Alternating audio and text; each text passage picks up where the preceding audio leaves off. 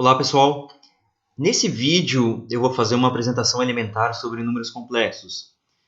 O objetivo aqui é desmistificar o assunto e eu espero que ele sirva como uma revisão para quem já viu o tema e como uma introdução para quem nunca viu números complexos. Então, para começar de uma maneira não mística, vamos iniciar com aquilo que todo mundo já sabe. Então vamos começar com o plano XY. Aqui eu peguei o R2, eixo X, eixo Y. Eu quero representar as coordenadas desse ponto que está aqui, ou então esse vetor. Tanto faz, para qualquer um dos dois, o que eu preciso são essas projeções ortogonais até os eixos. Essa e essa. Essa projeção aqui eu vou chamar de x, é essa distância da origem até aqui. E a distância da origem até aqui eu vou chamar de y. Então, posso caracterizar ou rotular esse vetor ou esse ponto assim, x, y.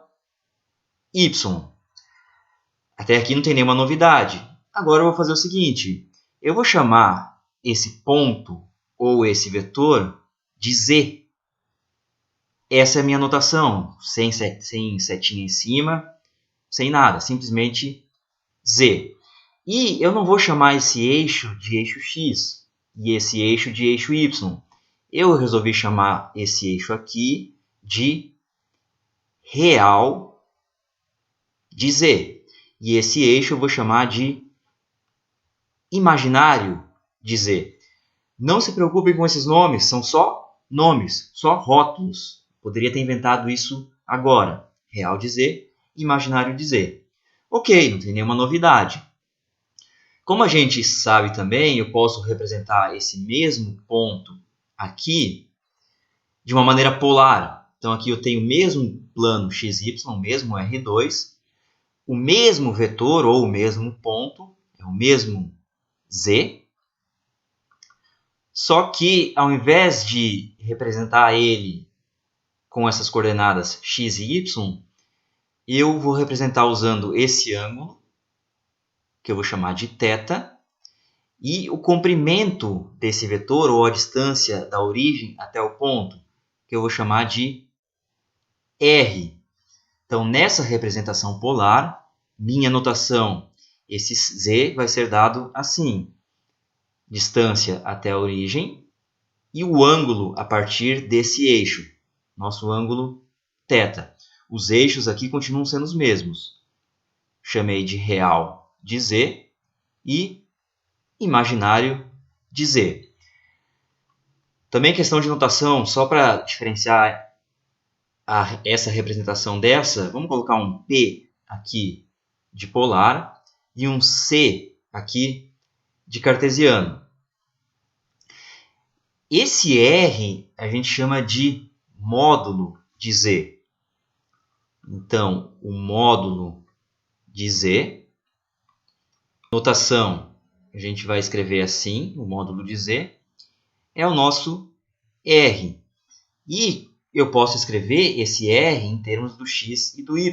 Tem um triângulo retângulo aqui, Pitágoras, R ao quadrado é x ao quadrado mais y ao quadrado, então R é raiz quadrada de x, a projeção ao longo do eixo real de z, ao quadrado, mais a projeção ao longo do eixo imaginário de z, ao quadrado. Certo? Esse ângulo θ é o que a gente chama de argumento de z. A notação é arg de z, é o nosso θ. E observa que a tangente de θ é a parte imaginária de z, dividido pela parte real de z, o y sobre x. Então, θ é o arco tangente de y sobre x. Se eu quiser a relação entre... Aqui eu escrevi o r e o θ em termos de x e y.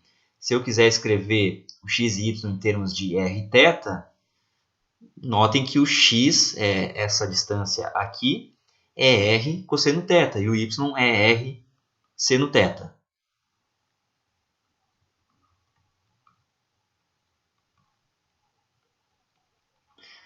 Não tem nenhuma novidade em relação àquilo que a gente já sabe quando a gente trabalha com o plano XY. Por enquanto, a única novidade é que eu dei nomes diferentes. Isso aqui vai ser o nosso número complexo quando a gente introduzir uma álgebra apropriada. Então, essa álgebra apropriada vai ser introduzida assim. Primeiro, a gente tem que dizer como esses números complexos se somam. E a gente vai dizer que eles se somam assim como vetores se somam. Então, ainda não apareceu nenhuma novidade. Então, por exemplo, aqui eu tenho o vetor Z1, ou o número complexo Z1. Tenho o vetor Z2, ou o número complexo Z2.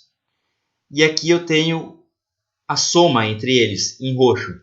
Eu estou postulando que a soma é dada pela regra do paralelogramo, assim como a soma usual de vetores. Então, esse em roxo é o nosso Z. Z1 mais Z2. Se eu escrever as componentes de Z1 e Z2, vamos usar a base cartesiana que vai ser mais fácil. Então, na base cartesiana, eu tenho Z1, x1, y1. E o Z2 é x2, y2. Então, a soma, obedecendo a regra do paralelogramo, é simplesmente somar as componentes. x1 mais x2 na primeira entrada, y1 mais y2 na segunda entrada. x1 mais x2 é a projeção ao longo do eixo real de z, y1 mais y2 é a projeção ao longo do eixo imaginário de z. Agora eu vou definir também como é que é a multiplicação entre números complexos. Aqui vai aparecer uma diferença em relação aos vetores. Então, daqui para baixo, o que eu vou fazer não se aplica mais a vetores. Então, vou definir a multiplicação de dois números complexos assim. Peguei o número complexo Z1 e o número complexo Z2. Vou multiplicar um pelo outro. Z1 multiplicado por Z2 vai ser igual a Z2 multiplicado por Z1. Comuta. E a regra é a seguinte.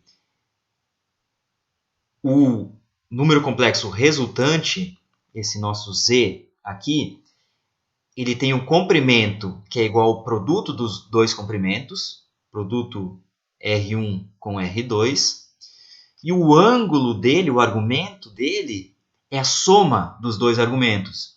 Então, se o Z1 tem argumento θ1 e o Z2 tem argumento θ2, o argumento do número complexo resultante é a soma desses dois ângulos, θ1 mais θ2. Então, peguei o θ2 e acrescentei esse θ1. Vai dar mais ou menos isso aqui. Em termos de notação polar, estou pegando aqui o Z1, tem módulo R1 e argumento θ1, vezes Z2, módulo R2 e argumento θ2. Tomar esse produto significa multiplicar os módulos aqui na primeira entrada e somar os argumentos aqui na segunda entrada. Cuidado, isso é na representação polar. Daqui a pouco a gente vai ver o que acontece na representação cartesiana. Agora, eu quero escrever o Z no que a gente chama de representação complexa, plano complexo propriamente dito. Lembre que se eu tenho um vetor, eu posso escrever ele assim, x, y, ou então posso escrever como x vezes i chapéu, mais y vezes j chapéu. O i chapéu é um vetorzinho ao longo dessa direção, vetor unitário, e o j chapéu é um vetor unitário ao longo dessa direção. Eu vou fazer a mesma coisa para o nosso número complexo z. Eu vou, ao invés de escrever como x, y, eu vou escrever assim: x vezes um elemento, um vetor unitário nessa direção. Esse vetor unitário vai ser simplesmente 1 mais y vezes algum elemento ou vetor unitário na direção perpendicular. Tem que ser linearmente independente a esse eixo aqui. Esse outro elemento de módulo 1 eu vou chamar de i.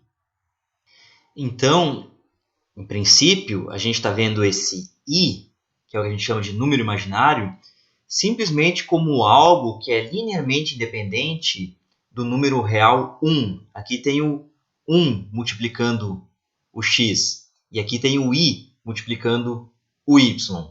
Posso escrever isso assim ainda. X é r cosseno θ, e y é r seno θ. Então vai ficar r, que é essa distância aqui, cosseno θ mais i seno θ. Esse aqui é o meu número complexo, com essa álgebra aqui. Essa regra de soma e essa regra de multiplicação. Vamos ver um pouquinho melhor o que é esse número imaginário? Então, lembra que eu falei que o número imaginário era um vetorzinho unitário ao longo desse eixo? Então, na representação cartesiana, o i é isso aqui. 0 ao longo do eixo real de z e 1 ao longo do eixo imaginário de z. Isso aqui estou na representação cartesiana.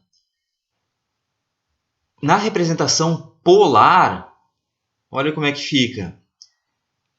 A primeira entrada me dá o comprimento desse número complexo. O comprimento dele é raiz quadrada disso ao quadrado mais isso ao quadrado. Então, o comprimento é 1. E a segunda entrada me dá o ângulo até esse eixo real de z. Olha onde é que está esse vetorzinho i, esse elemento, esse número complexo i. Está aqui, ó. Bem aqui. Então, esse ângulo aqui é 90 graus, π sobre 2. Essa é a representação polar. Quanto vale i ao quadrado? Então, notem o seguinte, o que essa multiplicação de vetores está fazendo?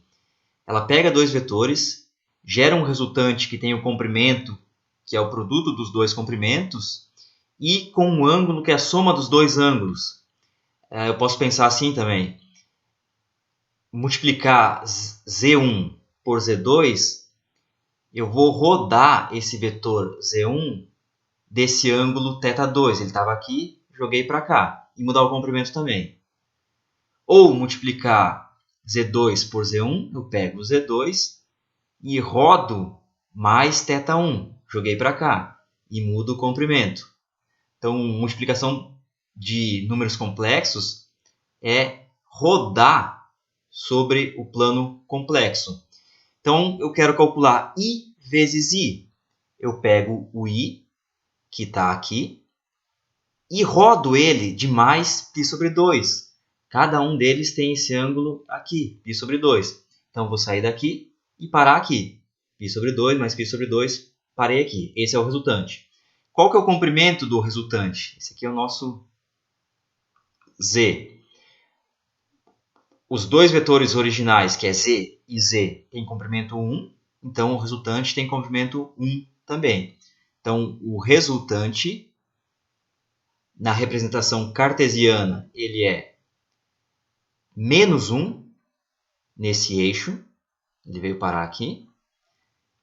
E 0 nesse eixo. Ou na representação polar,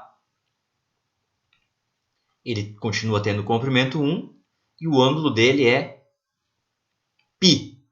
Então, observem que i ao quadrado, se eu voltar para essa representação aqui, ele é simplesmente menos 1. Ele não tem a parte multiplicada por i. Não tem a parte imaginária.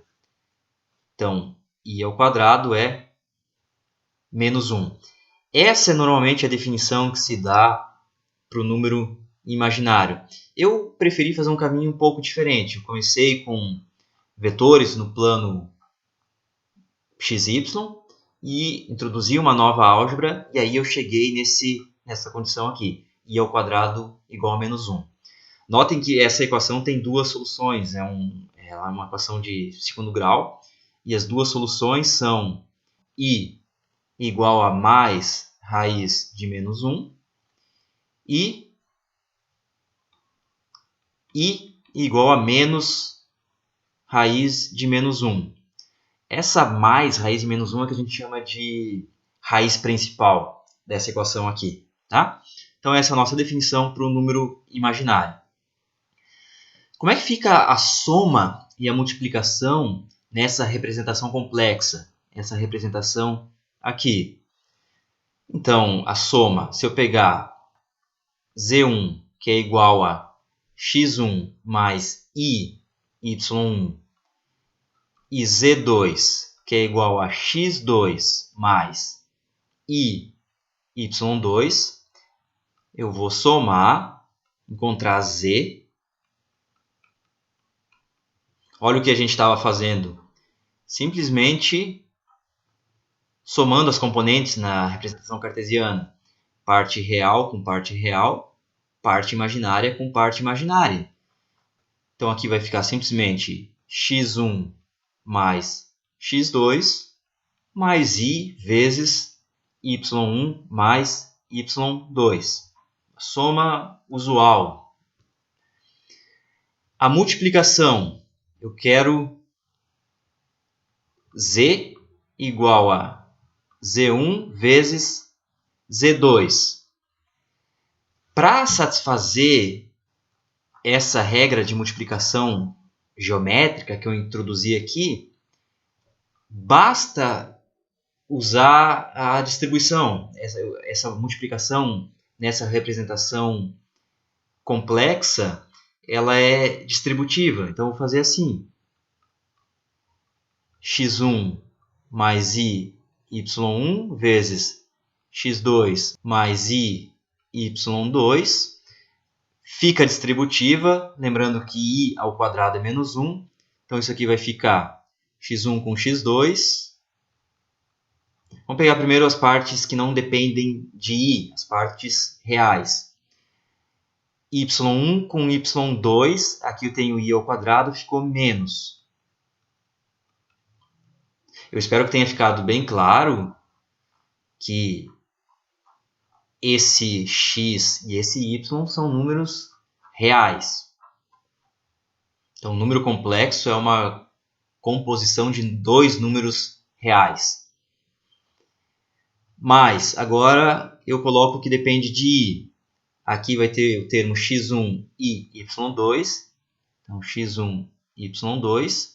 E aqui tem o termo x2, y1 vezes i. Então, mais x2, y1. Então, esse ou essa é a multiplicação dos números complexos nessa representação complexa.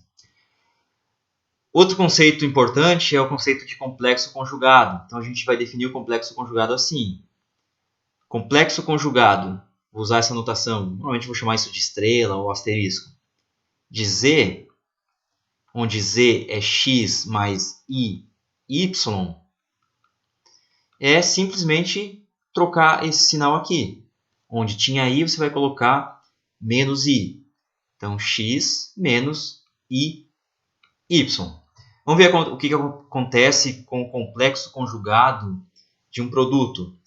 Então, eu quero o complexo conjugado de z, onde z é z1 vezes z2. Abre isso aqui. A gente já sabe como escrever esse produto. Então, esse produto, estou pegando exatamente o que está aqui. Parte real, x1, x2, menos y1, y2, mais a parte imaginária, i vezes x1, y2, mais x2, y1.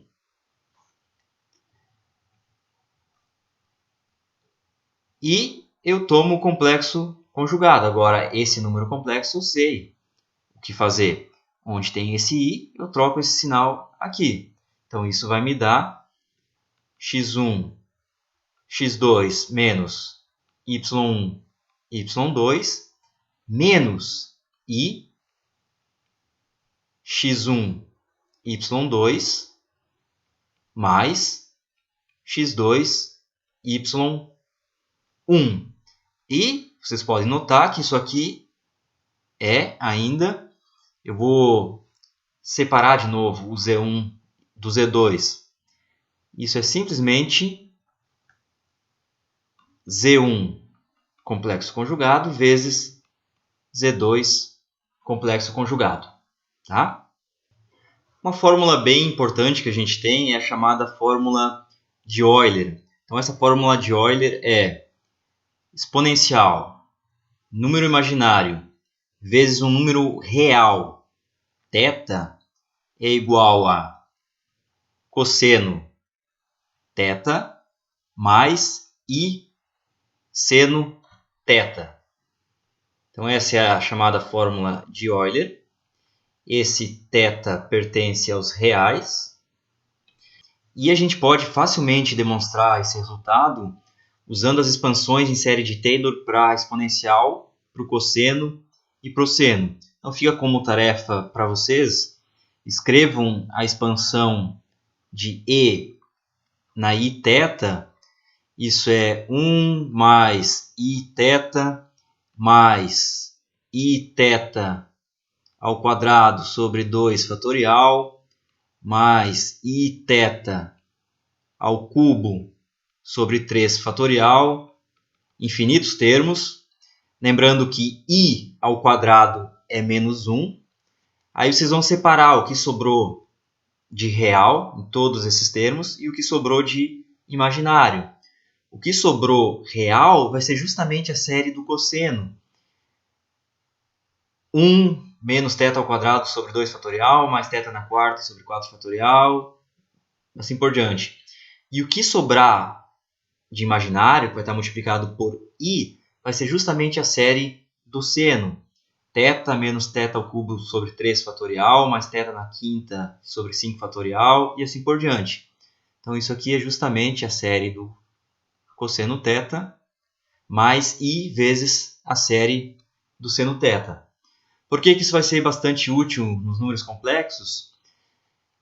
Lembra que eu posso escrever o número complexo z assim. O módulo dele vezes cosseno do argumento mais i seno do argumento. R cosseno θ é o x e R seno θ é o y. Mas o que eu tenho em parênteses aqui é justamente essa exponencial. Então, o número complexo z pode ser escrito assim daqui para frente. Z é igual a R, que é um número real, e na i θ. Se eu quiser o complexo conjugado do z, então z estrela, lembra, complexo conjugado do produto de dois números complexos, qualquer número real também é um número complexo. Então, é o complexo conjugado desse, que é ele mesmo, ele é real, e o complexo conjugado deste. Quem é o complexo conjugado da exponencial de iθ? Onde tem i aqui, em todos esses termos, você vai colocar menos i. E você vai ver que isso vai ser exponencial de menos iθ. Então, isso aqui vai dar r e na menos iθ. Notem também que se e na iθ é igual a cosseno θ mais i seno θ, e na menos iθ é igual a cosseno θ menos i seno θ, para mostrar essa segunda aqui, novamente só fazer a expansão em série de Taylor dessa exponencial. Se eu somar essas duas equações, eu fico com e na iθ mais e na menos iθ igual a 2 cosseno θ. Então, eu tiro que cosseno θ posso escrever em termos de exponenciais. E na iθ mais E na menos iθ sobre 2. Lembrando sempre que esse θ é real. Se eu pegar a primeira e subtrair a segunda, eu fico com E na iθ menos E na menos iθ igual. Esse termo foi embora. Vai sobrar este menos este. E aqui já tem um sinal de mais. Então vai dar 2i seno θ. E daqui eu tiro que seno θ também pode ser escrito em termos de exponenciais. É E na iθ menos E na menos iθ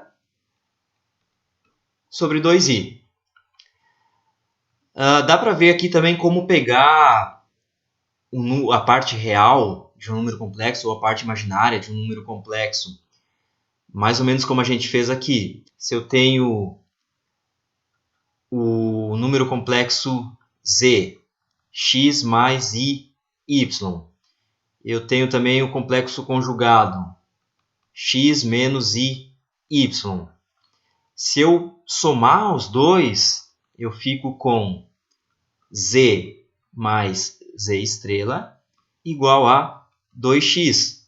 Essa parte imaginária se cancelou. Então, a parte real de um número complexo, o nosso x, vamos colocar assim, parte real de z, é simplesmente z mais z estrela e divide por 2.